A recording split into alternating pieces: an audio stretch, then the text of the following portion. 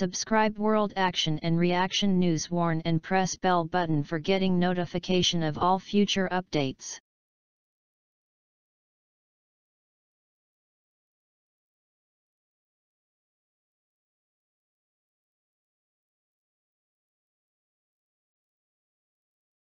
The potential confirmation comes after India has denied that they are interested in the F-35, or that they have been briefed directly on the program. But rumors of background talks about the possibility of purchasing the stealth fighter have persisted. The possibility of F-35S wearing Indian Air Force roundels is not new. During the Obama administration, as India tightened up more and more with the United States, the possibility was often discussed in defense circles. But that administration was far heavier-handed when it came to controlling weapons exports compared to the Trump administration, which has a not-so-secret affinity for selling American weaponry to allies abroad.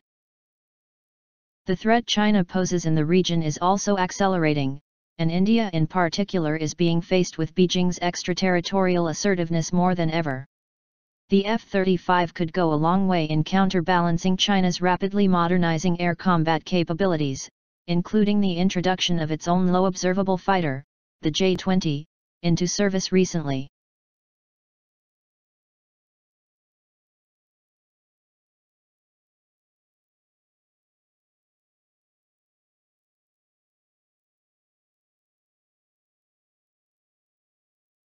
The S-500 represents a next step in the evolution of long-range Russian SAMs after the S-400 triumph that became operational 11 years ago. Although its development and firing trials have proceeded more slowly than initially expected, Russian Defense Minister Sergei Shoigu expects deliveries to commence in 2020. Funding for the acquisition is provided in the State Armament Program 2018 to 2027 signed by President Putin earlier this year. Although the S-500 makes use of the same wheeled chassis and can employ several types of missiles developed for its predecessor, it is a generation ahead of it, according to Almazanti general designer Pavel Sozanov. He attributed the newer system to the fifth generation of Russian rocketry. In terms of design solutions, the S-500 is completely different from the S-400, as more focus has been paid to automation. Besides, it comes with two cores, one specialized in engaging ballistic targets and the other tailored for aerodynamic ones. The first employs the 77N6 kinetic interceptor family. Against aerodynamic targets, the system can use the 48N6 family of missiles with a launch mass of about 2 tons and an effective range of up to 130 nm, 240 km, as well as the more recent 40N6 with higher performance. Optimized for shorter ranges, the 9M96 and 9M100 families are smaller, weighing 530 pounds, 240 kilograms, and upwards.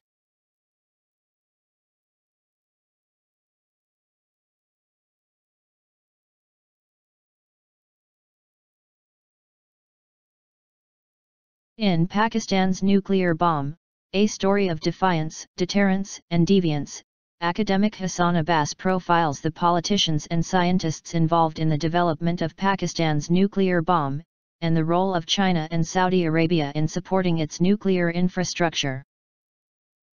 The book also examines Pakistani nuclear physicist A.Q. Khan's involvement in nuclear proliferation in Iran, Libya, and North Korea, and argues that the origins and evolution of the Khan network were tied to the domestic and international political motivations underlying Pakistan's nuclear weapons project, and that project's organization, oversight, and management.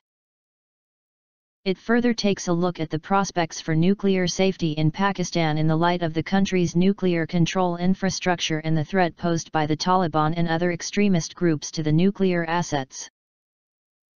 Whether it is about prospects of admission into a nuclear supplier group or gaining access to Western technology useful for civilian nuclear purposes, Pakistan feels that it is treated unfairly vis-a-vis India. On the side, Pakistan is also aggressively investing in developing nuclear reactors capable of yielding weapon-grade plutonium with China's help, Abbas writes.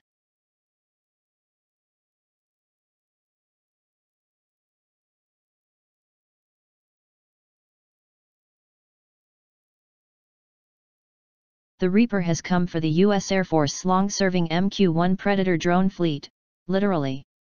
On March 9, 2018, the flying service will officially retire Predator, a platform that ushered in a new era of unmanned air warfare, most notably the ability to rain down precision death as its controllers sat halfway around the globe in dark trailers.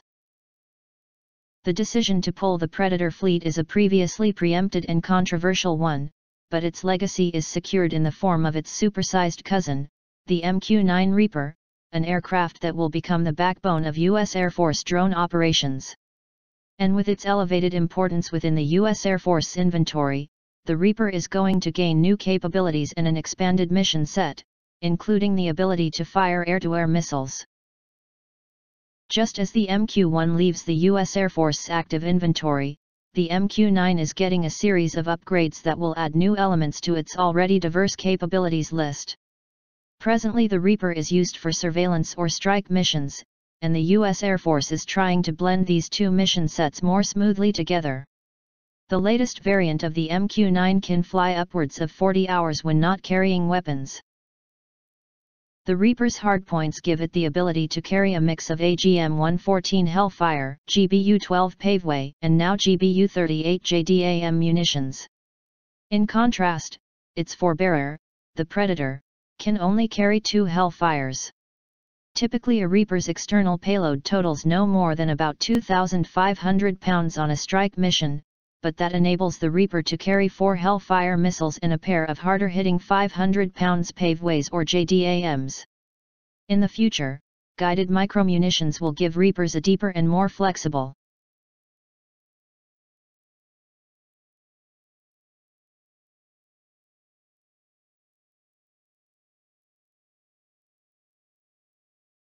In accordance with the plan for the preparation of the command and control bodies, units, and agencies of the General Staff of the Armed Forces of Kyrgyzstan for the 2018 academic year, a joint Kyrgyz-Indian exercise of Special Forces Kanjar-2018 will be held in India from March 14 to 30, 2018, the report said. Kyrgyzstan in the exercise is represented by the military contingent of the military unit of the Army of the Armed Forces of the Kyrgyz Republic.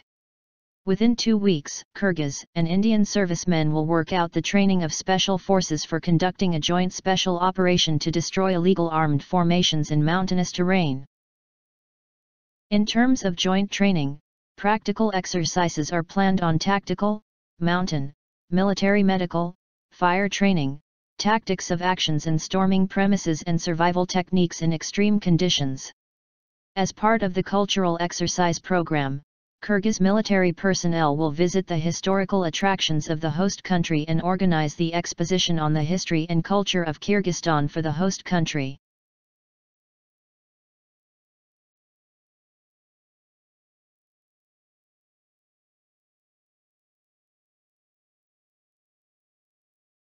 The Union government on Wednesday ruled out any plan to issue a white paper on the Rafale fighter jet deal with France, which has been questioned by opposition parties. Congress MP K.V. Thomas, in a written question in the Lok Sabha, had asked if the government had been urged to issue a white paper on the Rafale deal by defense experts as well as some political leaders, and its reaction.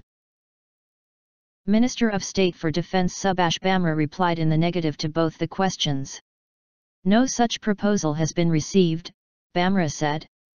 Opposition Congress has alleged that the deal for 36 Rafale fighter planes with the French government was finalized at a higher price than the previous deal for 126 medium multi-role combat aircraft, America. In a reply in the Rajya Sabha earlier, Bamra had said that no price was arrived at in the previous deal, which never saw a conclusion. It had not been possible to finalize the terms and condition for acquiring the 126 aircraft even after a protracted process from the period of issue of request for proposal, RFP, in 2007 to the unsuccessful commercial negotiations up to 2014, the minister had said. The Congress has alleged irregularities in the agreement to buy 36 Rafale jets off-shelf from France.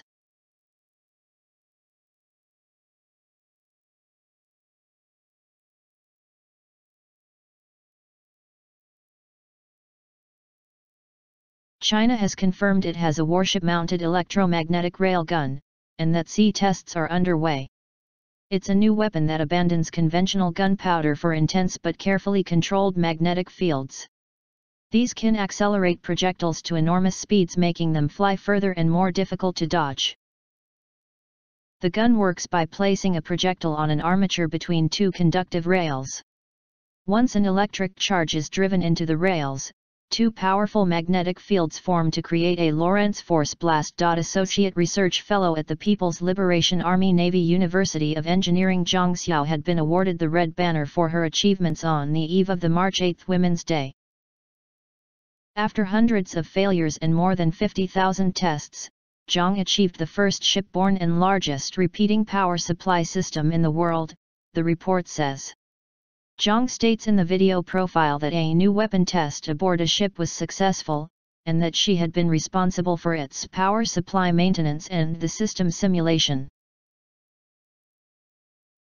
Thanks for watching. I hope you like this news. Please share your views in comment box. Please like and share this video.